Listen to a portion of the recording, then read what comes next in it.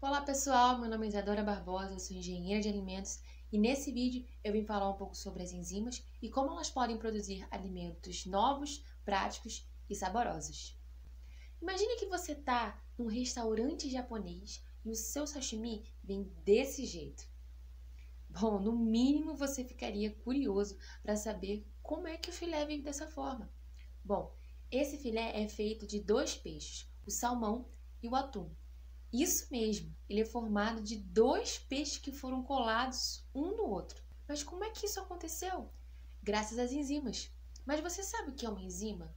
De onde ela vem? E como é que ela conseguiu grudar um peixe no outro? Bom, as enzimas, elas são proteínas que possuem a chamada função catalítica. Ou seja, ela tem a capacidade de acelerar reações químicas em sistemas biológicos. A descoberta das enzimas ocorreu no século XIX, provavelmente por Louis Pasteur, mas foi William Kuhn, em 1878, que utilizou pela primeira vez o termo enzima, que vem de uma palavra grega que significa levedar, que era o nome dado ao extrato responsável pela fermentação alcoólica. Ao longo dos anos, os cientistas começaram a perceber uma certa distinção entre os micro-organismos responsáveis pela fermentação e essas proteínas catalisadoras. Assim foi possível extraí-las e purificá-las, e posteriormente seriam usadas na indústria têxtil, na indústria farmacêutica e na indústria de alimentos. Mas como as enzimas funcionam? As enzimas têm a capacidade de converter uma substância chamada substrato em um produto. O substrato se liga a uma região da enzima chamada sítio ativo, formando o complexo enzima-substrato, seguindo o modelo de encaixe induzido proposto por Daniel Koshland.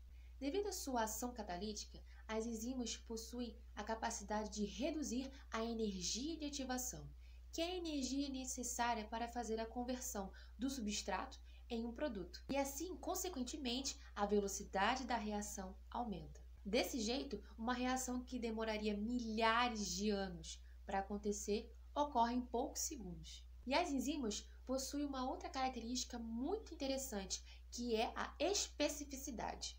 Elas são muito seletivas em relação à sua função catalítica e ao substrato envolvido na reação, e apresentam poucas reações secundárias. Como as enzimas são proteínas, existem diversos fatores que podem afetar o seu desempenho ou provocar a sua desnaturação, como temperatura, pH, concentração de sal e concentração do substrato presente no meio reacional.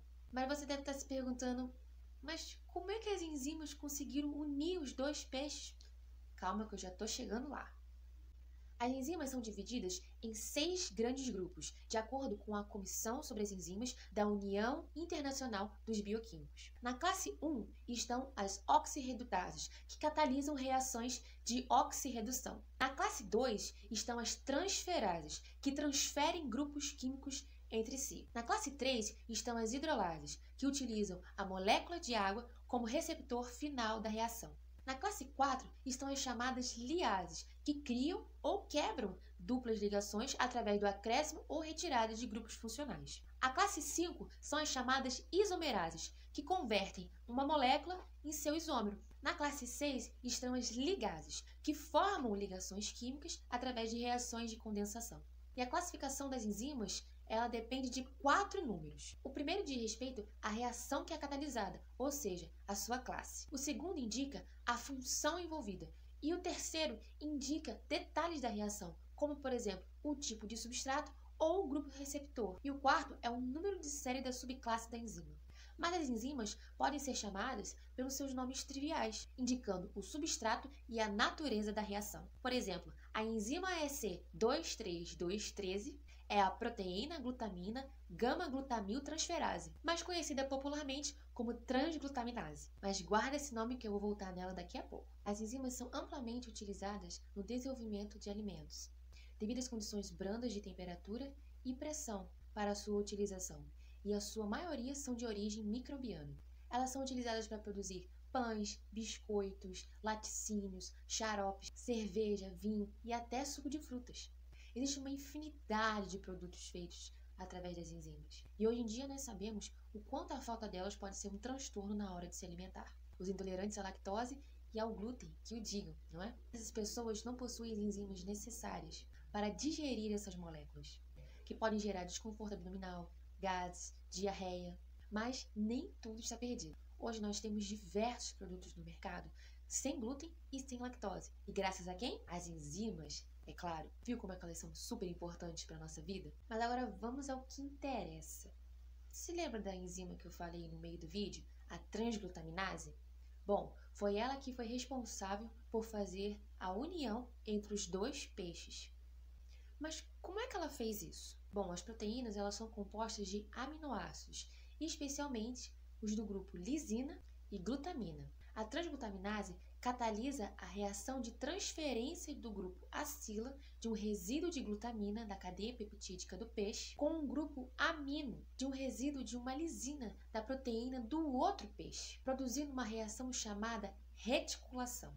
Ou seja, as duas proteínas se ligam através de uma ligação chamada glutamillisina, que é altamente resistente à proteólise. Por isso que a transglutaminase ela também é chamada de cola de carne. Claro que a transglutaminase não é utilizada apenas para fazer sashimi. Ela é bastante utilizada na indústria para produzir carnes processadas, queijo tipo coalho e iogurtes. No Japão, ela é utilizada para produzir uma pasta de peixe muito tradicional, que aqui no Brasil é chamada de kanikama. E como uma última curiosidade, existem diversos estudos sobre a transglutaminase, que demonstram que o tratamento com essa enzima pode ajudar na redução da alergenicidade de alimentos, como o trigo e o leite de vaca. Legal isso, né? Bom, pessoal, hoje nós aprendemos um pouco sobre as enzimas e como elas podem interferir naquilo que comemos no nosso dia a dia. Se você achou esse vídeo interessante, compartilhe com seus amigos e espalhe a ciência por aí. Um grande abraço e tchau, tchau!